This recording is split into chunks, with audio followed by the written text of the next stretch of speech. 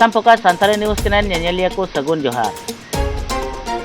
Bharat दिसम rain दिसम गंके मन Draupadi Murmu madam राष्ट्रपति होय तायम आसाम ते हेलना निबार सेकेंड धाव होला अर्थात 6 एप्रिल दो चलाव लेना बोकाघाट जिलाते और ओंडे बोकाघाट जिले होय पारोमेन आयमा जाति जनगोष्ठिया एने सावते बिहु एने को नेल हचो किदिया और ओना ठाईरे सेटेरे थायकना आसाम रेन सिरा मंत्री डॉक्टर हिमंत बिश्व शर्मा सावते आसाम रेन राज्यपाल और आयमा कैबिनेट मंत्री को ताहेकना। तिहिन 7 एप्रिल दो गुवाहाटी खोज आसाम रे मेना गुवाहाटी काजीरंगा रे चलाव लेना और ओना काजीरंगा रे होयुक कान गजराज उत्सव रे चलाव काते ओंडे अडी आयमा होड़ एने आते सिरिंग आते आयमा लेकाना रस्के सेलेद को आतांग दाराम किदिया। ओना गजराजा उत्सव रे हों नेल लेना आसाम रेन सिरा मंत्री डॉक्टर हिमंत बिश्व शर्मा राज्यपाल सावते अजंता नेवक और कैबिनेट पर्याय रेन आयमा मंत्री को सेलेद लेना।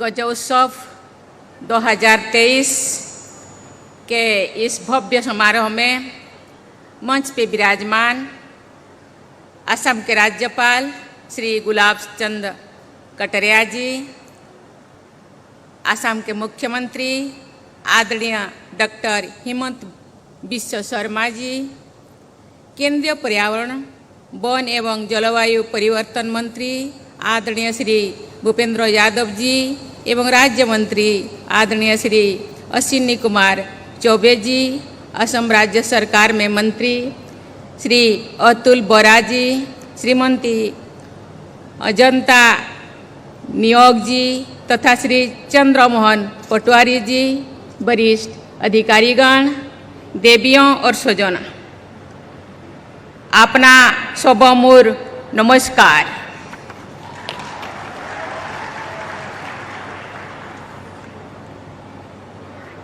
गज उत्सव का उद्घाटन करके मुझे बहुत प्रसन्नता हो रही है। भारत सरकार द्वारा प्रायोजित प्रोजेक्ट एलिफेंट के 30 वर्ष संपन्न हो रहा है।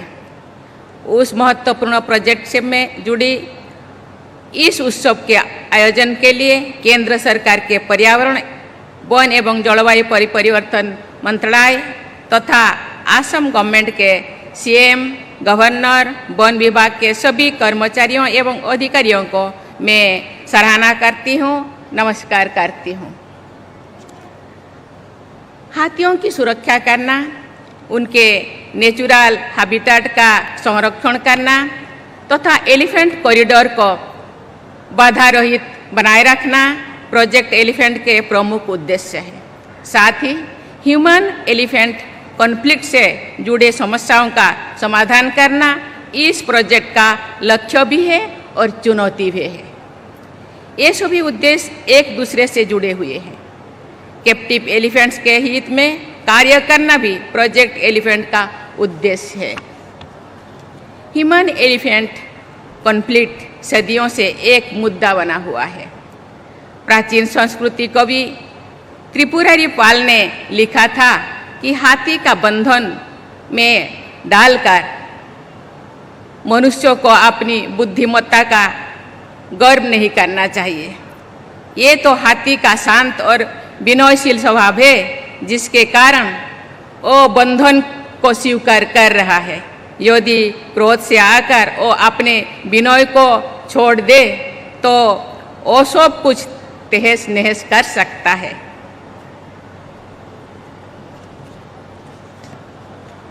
यदि गहराई से विचार किया जाए तो ये स्पष्ट होता है कि जो कार्य प्रकृति तथा पशु पक्षियों के हित में है वो मानवता के हित में भी है और धरती माता के हित में भी है।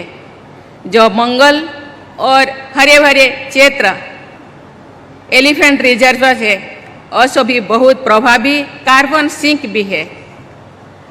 इसलिए ये कहा जा सकता है कि हाथियों को संरक्षण के साथ सभी देशवासी लाभान्वित होंगे तथा वो क्लाइमेट चेंज की चुनौती का सामना करने में भी सहायक सिद्ध होंगे। ऐसे प्रयासों में सरकार के साथ साथ समाज की भागीदारी भी जरूरी है। देवियों और स्वजनों, प्रकृति और मानवता के बीच एक बहुत पवित्र रिश्ता होता है। ये रिश्तों की पवित्रता ग्रामीणों और आदिवासी समाज में अभी भी दिखाई देती है। अकादमी अवार्ड से पुरस्कृत documentary film the elephant whisperer में इसी पवित्र रिश्ते की समझाते हुए ये दिखाया गया है कि काट्टू नायक समुदाय के लोग जब जंगल में जाते हैं तो वे अपने पैरों में कुछ नहीं पहनते हैं। सामान्य रूप से लोग अपने जूते चप्पल उतार के ही पवित्र स्थानों पर जाते हैं। मैं जब आज जीप सफारी में गई, यहाँ के वन्य अधिकारियों में भी मुझे समझा रहे थे। यहाँ के वन्य अधिकारी कर्मचारी जो वहाँ जाते हैं वो पैर में जूते नहीं पहनते। ये बहुत अच्छी चीज़ है।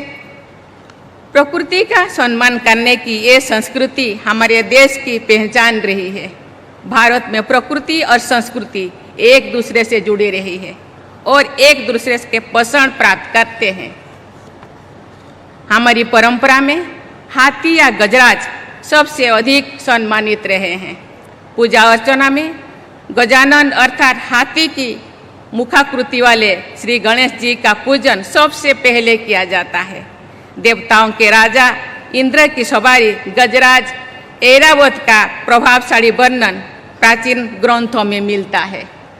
भारत की शास्त्रीय नृत्य विधाओं में गजलेला गति या प्रसन्न होकर आगे बढ़ते हुए हाथी की चाल की कलात्मक प्रस्तुति की जाती है।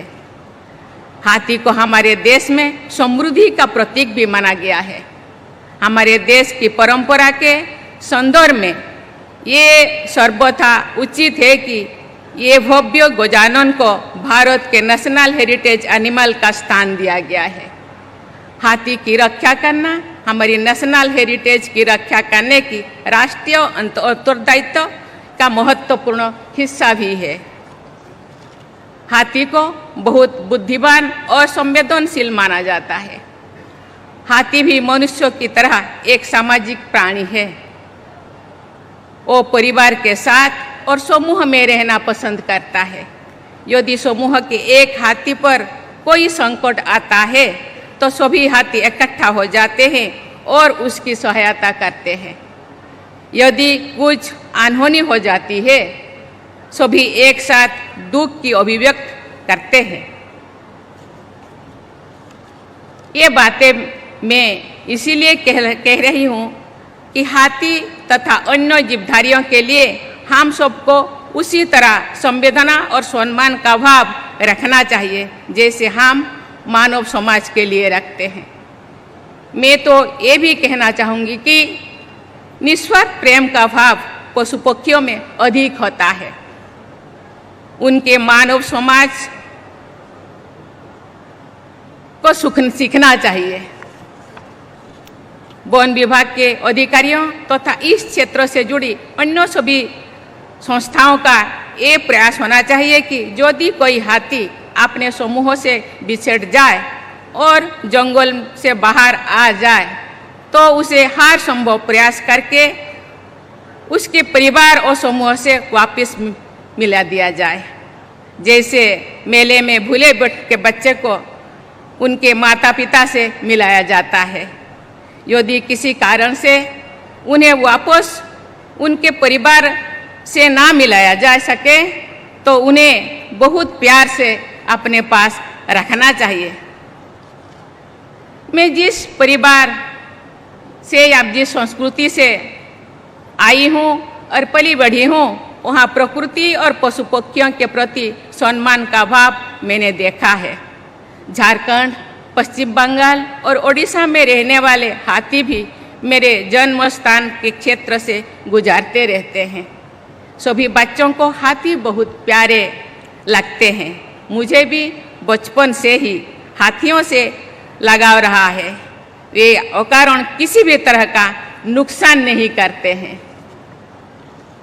जब ह्यूमन एलिफेंट कॉन्फ्लिक्ट का विश्लेषण होता है तो यही पता चलता है कि हाथियों के प्राकृतिक आवास या आवागमन में अवरोध पैदा किया गया है।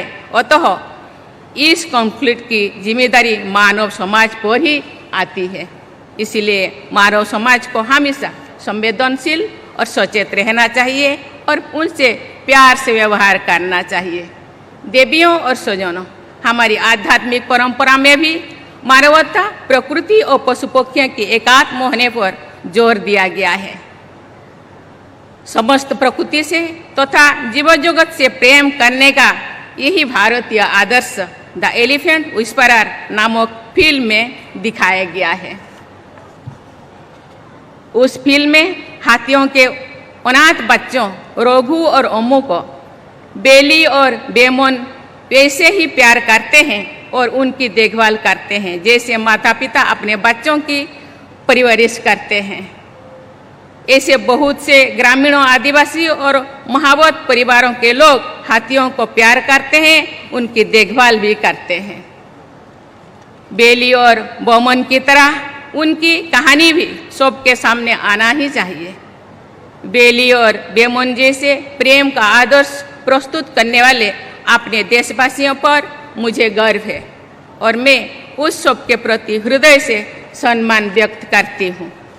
देवियों और स्वजनों, असम के काजीरंगा नेशनल पार्क और मानस नेशनल पार्क केवल भारत ही नहीं बल्कि पूरी विश्व की अनमोल विरासत है।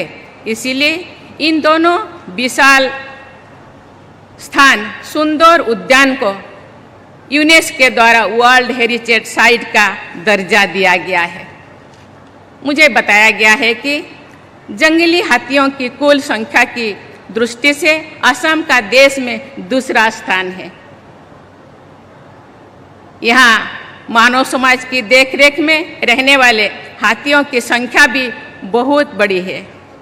इसीलिए गौज उत्सव के आयोजन हेतु असम का एक काजीरंगा उद्यान बहुत ही उपयुक्त स्थान है।